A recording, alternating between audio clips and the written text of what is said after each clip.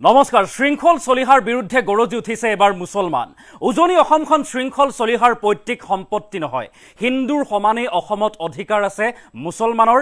ঈদৰ দিনটোতে শৃংখল চলিহাক এনেদৰে শ শ মুছলমানে এতিয়া সকিয়নি দিছে। সংবিধানে মুছলমানসকলক দিছে জীয়াই থকাৰ অধিকাৰ। যোৰহাট শিৱসাগৰলৈ গ'লে কোনো মুছলমানক ৰখাব নোৱাৰিব শৃংখল চলিহাই। এনেদৰে এতিয়া ঈদৰ দিনটোতে শৃংখল চলিহাক হুংকাৰ দিছে, গৰজি উঠিছে এতিয়া মুছলমান। এটা ডাঙৰ খবৰ আমি এই মুহূৰ্তত লৈ অহাৰ চেষ্টা কৰিছোঁ। উজনি অসমখন শৃংখল চলিহাৰ পৈতৃক সম্পত্তি নহয়, এই মন্তব্য কৰিছে মুছলমানে। ঈদৰ দিনটোতেই শৃংখল চলিহাৰ বিৰুদ্ধে গৰ্জন। হিন্দুৰ সমানেই অসমত অধিকাৰ আছে মুছলমানৰ, মুছলমানৰো সম অধিকাৰ আছে অসমত। ঈদৰ দিনটোতেই শৃংখল চলিহাক শ শ মুছলমানৰ সকিয়নি। মুছলমানে এতিয়া শৃংখল চলিহাক সকিয়নি দিয়া পৰিলক্ষিত হৈছে। সংবিধানে মুছলমানসকলক দিছে জীয়াই থকাৰ অধিকাৰ। সেই জীয়াই থকাৰ অধিকাৰ শৃংখল চলিহাই কাঢ়ি ল'ব নোৱাৰে বুলি উল্লেখ কৰিছে। যোৰহাট শিৱসাগৰলৈ, মূলতঃ উজনি অসমলৈ গ'লে কোনো মুছলমানক বাধা দিব নোৱাৰিব, ৰখাব নোৱাৰিব শৃংখল চলিহাই। শৃংখল চলিহা বিজেপি চৰকাৰৰ এজেণ্ট বুলিও মহা বিস্ফোৰক অভিযোগ উত্থাপন কৰিছে। আৰু শৃংখল চলিহাৰ দাবীৰ মতেই কিয় আজাদ চৌধুৰীৰ ঘৰ ভাঙিছিল প্ৰশাসনে, এই তীক্ষ্ণ প্ৰশ্ন এতিয়া একাংশ মুছলমানৰ। ঈদৰ দিনটোতে এনেদৰে এতিয়া শৃংখল চলিহাৰ বিৰুদ্ধে গৰজি উঠিছে মুছলমান। উজনি অসমখন শৃংখল চলিহাৰ পৈতৃক সম্পত্তি নহয় বুলি উল্লেখ কৰিছে। হিন্দুৰ সমানেই অসমত অধিকাৰ আছে মুছলমানৰো সম অধিকাৰ আছে। হিন্দুৰ সমানেই অসমত সম অধিকাৰ আছে মুছলমানৰ। ঈদৰ দিনটোতে এনেদৰে শৃংখল চলিহাক উভতি ধৰিছে মুছলমানে। শ শ মুছলমানে সকিয়নি দিছে। যোৰহাটৰ আজাদ চৌধুৰীৰ ঘৰ ভঙা হৈছিল, প্ৰশাসনে উচ্ছেদ চলাইছিল। তাৰ পাছতে একাংশ মুছলমান আজাদ চৌধুৰীৰ পক্ষত ওলাই আহিছিল, শৃংখল চলিহাৰ বিৰুদ্ধে গৰজি উঠিছিল, প্ৰতিবাদী কাৰ্যসূচী ৰূপায়ণ কৰিছিল। শৃংখল চলিহাৰ ঘৰ শিৱসাগৰত আৰু যোৰহাটত আহি কিয় বীৰ লাচিত সেনাই সাব্যস্ত কৰিব প্ৰতিবাদ ইত্যাদি বিভিন্ন ধৰণৰ মন্তব্য আগবঢ়াইছিল। তাৰ মাজতে ডাঙৰ মন্তব্য কৰিছে ঈদৰ দিনটোতেই যে শৃংখল চলিহাৰ দাবীৰ মতে কিয় আজাদ চৌধুৰীৰ ঘৰ ভাঙিছিল প্ৰশাসনে। এনে এক ডাঙৰ মন্তব্য আৰু সমান্তৰালভাৱে কৈছে শৃংখল চলিহা পৈতৃক সম্পত্তি নহয় উজনি অসমখন শৃংখল চলিহাৰ পৈতৃক সম্পত্তি নহয় বুলি উল্লেখ কৰিছে। কেৱল ইমানেই নহয়, হিন্দুৰ সমানেই অসমত অধিকাৰ আছে মুছলমানৰো সম অধিকাৰ আছে এইখন অসমত। কেৱল ইমানেই নহয়, ঈদৰ দিনটোত এনেদৰে শৃংখল চলিহাৰ বিৰুদ্ধে শ শ মুছলমানে সকিয়নি প্ৰদান কৰি গৰজি উঠি কৈছে সংবিধানে সকলো মুছলমানকে জীয়াই থকাৰ অধিকাৰ প্ৰদান কৰিছে। উজনিলৈ গ'লে, যোৰহাট শিৱসাগৰলৈ গ'লে কোনো মুছলমানকেই ৰখাব নোৱাৰিব, বাধা দিব নোৱাৰিব শৃংখল চলিহাই। কি কৈছিল শৃংখল চলিহাৰ উদ্দেশ্যে, কেনেদৰে কি মন্তব্য কৰিছে, মন্তব্য আমাৰ হাতত আহি পৰিছে, আমি মন্তব্য আগবঢ়াইছোঁ।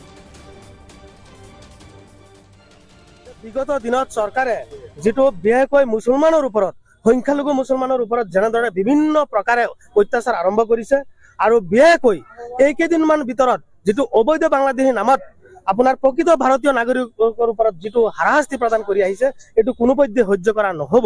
তাৰ উপৰিও আমি দেখিছোঁ একাংশ নেতা কৰ্মীয়ে বিভিন্ন ধৰণৰ আমাৰ মুছলমানক লৈ তুচ্ছ তাচ্ছিল্য কৰি আমাৰ সংখ্যালঘু মুছলমানক মান সন্মান বা হেয় প্ৰতিপন্ন কৰিবলৈ চেষ্টা অব্যাহত ৰাখিছে।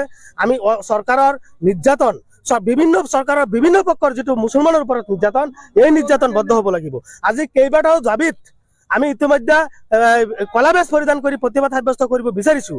এক নম্বৰ হৈছে অবৈধ বাংলাদেশী নামত প্ৰকৃত ভাৰতীয় নাগৰিকৰ ওপৰত হাৰাশাস্তি বন্ধ হ'ব লাগে। আৰু আৰক্ষীয়ে যিটো পুলিচৰ শাসন ব্যৱস্থা কৰিছে, এইটো আমি বিৰোধিতা কৰিছোঁ। কাৰণ আৰক্ষীত কেৱল আপোনাৰ লংগি টুপি দাড়িওলা থকা ব্যক্তি মুছলমান সকল থকাৰ কাৰণেই আজি অসমত নিৰ্যাতন হ'ব লগা, আমি নিৰ্যাতনৰ বলি হ'ব লগা হ'ল। আজি চাওক, যিসকল ব্যক্তি আজি মহম্মদ লগোৱা আছে নামৰ আগত, তেওঁলোকৰ ওপৰত বিভিন্ন ধৰণৰ অত্যাচাৰ আৰম্ভ হৈছে। আজি শিৱসাগৰ, ডিব্ৰুগড় বা তিনিচুকীয়া অৰ্থাৎ উজনি অসমত কোনোবা দল সংগঠনৰ পৈতৃক সম্পত্তি নহয়। এই অসমত শৃংখল চলিহা জানিব লাগে। এই অসমত অসমৰ মাননীয় মুখ্যমন্ত্ৰী জনাৰ প্ৰয়োজন যে এই অসমখন বিভিন্ন জাতি জনগোষ্ঠীৰ অসম। এই অসমখন হিন্দু মানুহৰ যিমান অধিকাৰ আছে, এই অসমত আমাৰ মুছলমান মানুহৰ সিমান অধিকাৰ আছে। আমাৰ অধিকাৰ কোনো মুখ্যমন্ত্ৰীয়ে দিয়া নাই, আমাৰ অধিকাৰ শৃংখল চলিহাই দিয়া নাই। আমাৰ মৌলিক অধিকাৰ কোনে দিছে?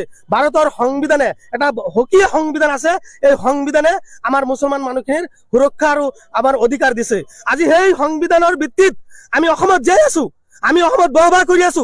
কাৰো মানৱতাৰ কাৰণে আমি ইয়াত জীয়াই থকা নাই। গতিকে অসম যোৰহাট যদি শিৱসাগৰ জিলা যদি অসমৰ ৰাজ্যৰ মাজত হয় তেনেহ'লে আজি বিশেষ এটা জনগোষ্ঠীৰ কাৰণে সেই জিলাখন নহয়, বিভিন্ন জাতি জনগোষ্ঠী ইয়াত বসবাস কৰিব পাৰিব।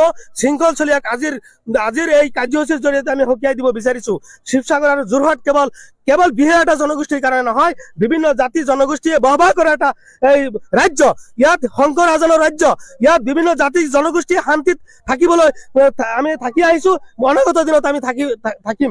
ইয়াত কোনোবাই ৰাজনীতি কৰি নিজৰ ব্যক্তিগত স্বাৰ্থক আদায় কৰি বিশেষকৈ আমাৰ সংখ্যালঘু মানুহৰ ওপৰত অত্যাচাৰ কৰি কোনো পৰ্যায়ে হাৰি যাব নোৱাৰে।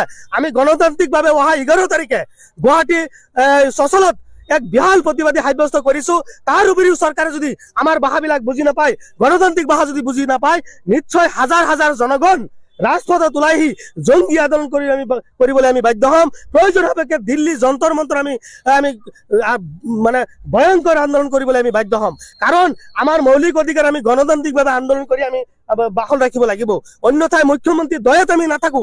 মুখ্যমন্ত্ৰীক আমি যিটো ভাবিছিলো যে অসমৰ মাননীয় মুখ্যমন্ত্ৰী ডাঙৰীয়াই সবল আৰু নেতৃত্ব অৰ্থাৎ বহুত জনগণৰ এজন ব্যক্তি, আজি মুখ্যমন্ত্ৰী নেতৃত্বত আমি দেখিছো আমাৰ মুছলমানৰ বিভিন্ন ধৰণৰ সা সুবিধা, বিভিন্ন ধৰণৰ মৌলিক অধিকাৰ মুখ্যমন্ত্ৰী আজি মুছলমান আমি হোৱাৰ কাৰণে মুখ্যমন্ত্ৰী এইবিলাক খৰ্ব কৰিব ধৰিছে। কাৰণ মুখ্যমন্ত্ৰীৰ যিটো স্বৈৰাচাৰী শাসন, মুখ্যমন্ত্ৰীৰ যিটো হিটলাৰী শাসন, এই হিটলাৰী শাসন বন্ধ কৰিব লাগিব। আৰু মুখ্যমন্ত্ৰীক আমি আহ্বান জনাইছো, আপুনি ৰাজধৰ্ম পালন কৰক। আপুনি ৰাজধৰ্ম পালনৰ ক্ষেত্ৰত ব্যৰ্থ হৈছে সম্পূৰ্ণভাৱে। অসম আৰক্ষী সম্পূৰ্ণভাৱে ব্যৰ্থ হৈছে। যে আমি সংখ্যালঘু সংগ্ৰাম পৰিষদ, বিভিন্ন জাতীয় দল সংগঠন আমি পুনৰবাৰ আজিৰ এই পবিত্ৰ দিনত পবিত্ৰ ক্ষণত আমি আহ্বান জনাইছো যে অসমৰ শান্তি সম্প্ৰীতি অটুট ৰখাৰ স্বাৰ্থত মুখ্যমন্ত্ৰীয়ে ৰাজধৰ্ম পালন কৰক। বিভিন্ন জাতি জনগোষ্ঠীৰ হৈ নিৰপেক্ষভাৱে মুখ্যমন্ত্ৰী কাম কৰিবলৈ আমি আহ্বান জনাইছো। অন্যথাই 2026 চনৰ আপোনাৰ নিৰ্বাচনী বৈতৰণি পাৰ কৰাৰ কাৰণে মুখ্যমন্ত্ৰী ডাঙৰীয়াই যিটো কূটনীতি ৰাজনীতি কৰিছে, কূটনীতি ৰাজনীতি বন্ধ কৰিবলৈ মুখ্যমন্ত্ৰীক আহ্বান জনাইছো। ইতিমধ্যে অসমৰ জনগণ বুজিছে, সমগ্ৰ জনগণ বুজিছে যে হিন্দু মুছলমানৰ ডিভাইড ৰাজনীতি অসমত নচলিব, ৰাজনীতিকৰণ নচলিব। এই ক্ষেত্ৰতো অসমৰ ৰাইজে বুজিছে। গতিকে দেখা গৈছে যে খিলঞ্জীয়াৰ হাতত যে মুখ্যমন্ত্ৰীয়ে ডাইৰেক্ট দিয়া নাই, ইনডাইৰেক্ট ভাৱে খিলঞ্জীয়া মুছলমানক দিব বিচাৰিছে।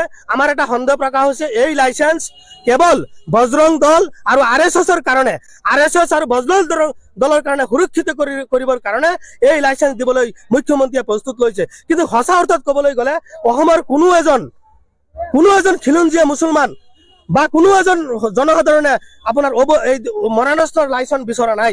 অসমৰ ৰাইজে কি বিচাৰিছে?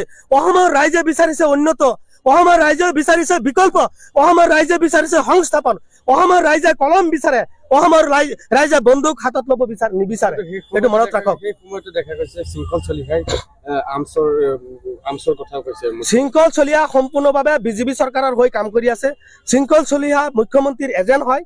শৃংখল চলিহা ইতিমধ্যে মুখ্যমন্ত্ৰীৰ এজেণ্ট হয় বুলি ইতিমধ্যে যোৰহাটত যিটো আজাদ চৌধুৰীৰ বাসগৃহ অবৈধভাৱে চৰকাৰে উচ্ছেদ কৰিলে, এই ক্ষেত্ৰত আমি অনুমান কৰিব পাৰিছো যে এটা সংগঠন, এটা শৃংখল চলিহাৰ আহ্বানত যদি বৈধ ভাৰতীয় নাগৰিকৰ ওপৰত অত্যাচাৰ হয়, ইয়াতকৈ ভয়াৱহ আৰু ইয়াতকৈ দুৰ্ভাগ্যৰ বিষয় আমাৰ মুছলমান সমাজৰ কাৰণে একো হ'ব নোৱাৰে।